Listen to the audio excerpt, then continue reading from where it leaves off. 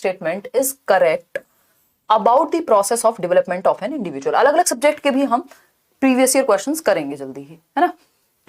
Paper आपका दिसंबर में ही होगा। निम्नलिखित में से कौन सा कथन व्यक्ति के विकास की प्रक्रिया के बारे में सही है, यानी प्रोसेस ऑफ डेवलपमेंट के बारे में कौन सी एक बात राइट है, सही है, बताइए फटाफट से।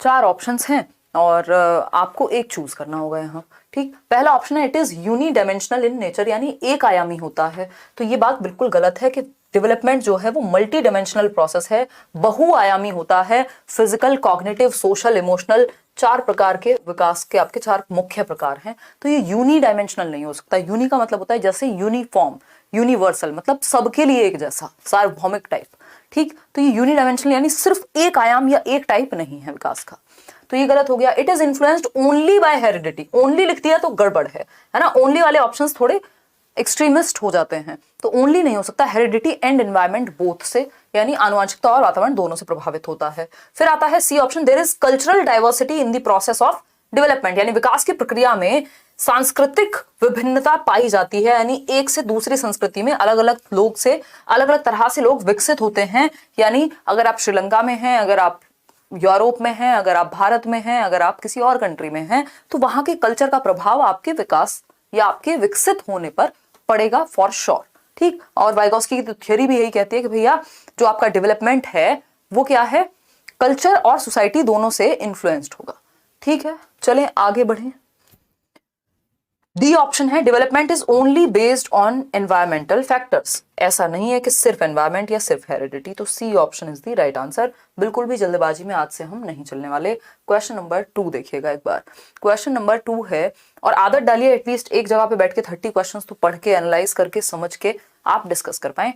भूल गए हो लाइक शेयर करना। आज आप सुंदर लग रही हैं, धन्यवाद फरजाना।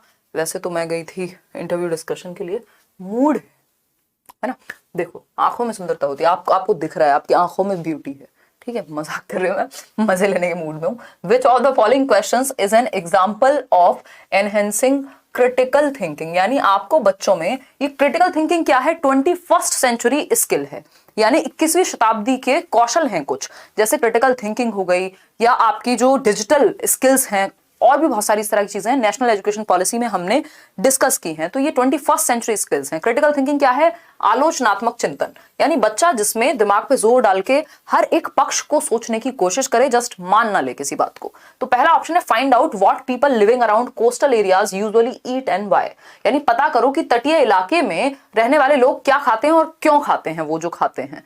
ये मान लीजिए वो सी फूड खा रहे हैं तो क्यों खा रहे हैं। तो इसके लिए बच्चे को बहुत सारे क्वेश्चंस तलाशने होंगे, खुद से पूछने होंगे, समझना होगा, जानना होगा बहुत सारी चीजों के बारे में। तो ये ओपन एंडेड क्वेश्चन हो गया। इस तरह के क्वेश्चंस हमेशा बेहतर होते हैं, जिससे बच्चों की सोच पे, उनकी थिंकिंग प्रोसेस डेवलप होगी।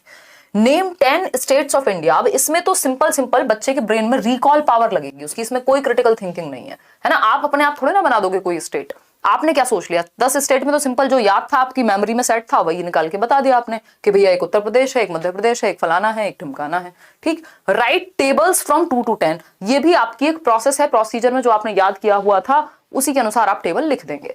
फिर आता है D option, memorise and recite the given poem, यानी दी गई कविता का सुस्मरण करना, याद करना। ट्विंकल ट्विंकल लिटिल स्टार, इसमें कोई क्रिएटिविटी, कोई क्रिटिकल थिंकिंग, कोई दिमाग पे जोर कुछ नहीं है, सिंपल मेमोरी पावर यूज हुई है ना। तो अगर हम कहें तो ए ऑप्शन एकमात्र सही उत्तर है जब हम बात कर रहे हैं क्रिटिकल थिंकिंग। क्रिटिकल थिंकिंग मतलब ये नहीं है किसी ने कहा बिल्ली रास्ता काट जाए तो ये हो जाता है। आपने सोचा समझा, फैक्ट्स देखे, लॉजिक ढूंढा उस चीज में, रिफ्लेक्ट किया, चिंतन किया, मतलब विवेचन किया प्रॉपर। ऐसे नहीं है कि एम बस मान ली कोई चीज। तो सोचने पे ओपन एंडेड थॉट कहाँ है, वो सिर्फ ए ऑप्शन में है, बाकी सब तो मेमोरी वाले या वन वर्ड आंसर टाइप हैं।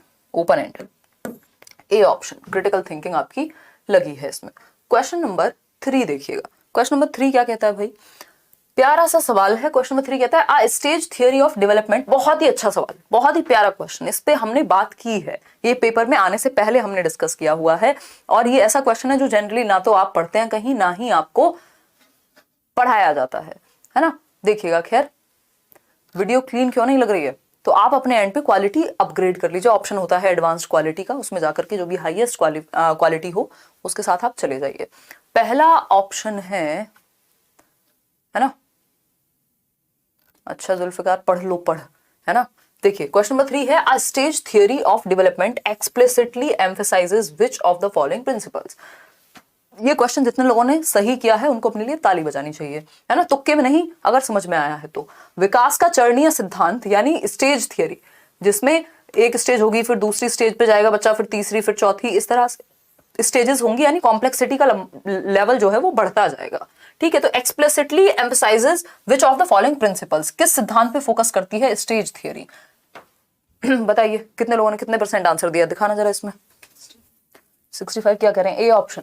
कहाँ है आपके लिए थोड़ा बहुत पानी, जिसको हम चुल्लू भर कहते थे, है, देख सकते हो आप इसको, है ना, पीना नहीं है ये, इसमें जंप करना है, मजाक कर रही हूँ। देखो कोई भी बात का बुरा नहीं मानेगा, है ना। देखिएगा, अगर हम कहें कॉन्टिन्यूटी की, तो यार स्टेज थियरी वाले कॉन्टिन्यूअस नहीं मानते डेवलपमेंट को। अगर हम पियाजे की बात करें तो वो एक स्टेज थियरिस्ट हैं, जो ये मानते हैं कि एक स्टेज में, मान लीजिए उनका SPCF, ये पियाजे की स्टेज है, sensory motor, pre operational, concrete operational और फॉर्मल ऑपरेशनल। ठीक, तो सेंसरी में इतना डेवलपमेंट हुआ, फिर आगे जाएगा बच्चा तो और बेहतर होगा, फिर और बेहतर होगा, फिर फोर्थ में और बेहतर होगा, यानी ये डिसकंटिन्यूअस है। इस स्टेज में इतना, फिर इतना, फिर इतना, फिर इतना, मतलब क्या है, स्टेजेस में होगा। तो यानी जो भी स्टेजेस की बात करेगा, याद रखिएगा ये बात, जो भी स्टेजेस में डेवलपमेंट की बात करेगा वो डेवलपमेंट को डिसकंटिन्यूअस मानेगा। अगर वो कॉन्टिन्यूअस मानता तो वो स्टेज की बात ही नहीं करता, जैसे कि वाइगॉस्की।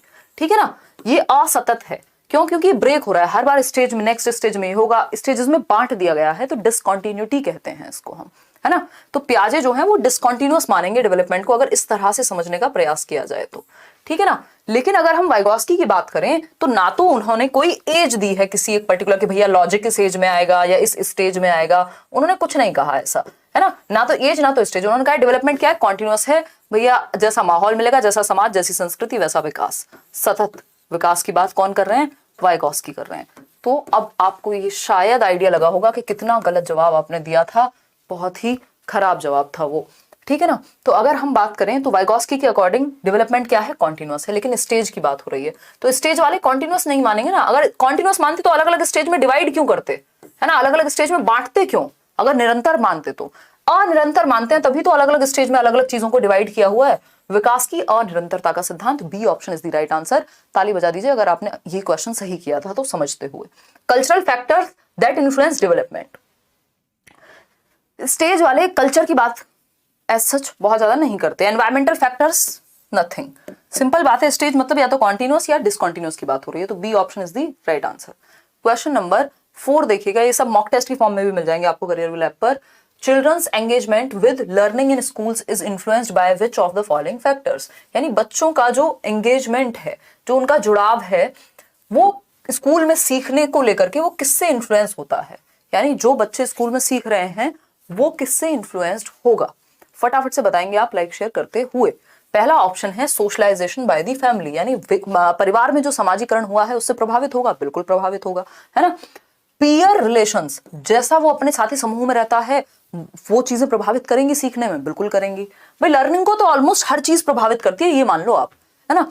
कल्चरल वैल्यूज, जो आपकी संस्कृति है, हाँ, जिस संस्कृति जिस समाज में आप रहते हैं वो चीज आपकी लर्निंग को प्रभावित करेगी। Self esteem of the children, यानी वो अपने आप में उनका कितना विश्वास है, अपनी क्षमताओं में उनका कितना विश्वास है, ये चीज भी लर्निंग को अफेक्ट करती है। यानी मैं ये कहूंगी कि आप अगर ये मानते हैं कि आप सीख सकते हैं तो आप बेहतर सीखेंगे, यानी लर्निंग को प्रभावित कर दिया। अगर आपने पहले ही मान लिया कि मेरे से नहीं होगा, तो आपकी अगर सेल्फ एस्टीम कमजोर है, आप अपने आप को कम समझ रहे हैं, आपको विश्वास नहीं है अपने ऊपर, तो लर्निंग भी उसी तरह से आपकी डिस्टर्ब रहेगी। तो ये चारों ही फैक्टर्स जो हैं सी ऑप्शन तक यहाँ सही है। इतनी बात क्लियर है या कोई और समस्या है? अगर है तो बता दीजिए, और नहीं है तो भी बता दीजिए। ठीक है जी, इतनी बात क्लियर होगी मेरे ख्याल में सभी को। चलिए आगे बढ़ते हैं। Question number 5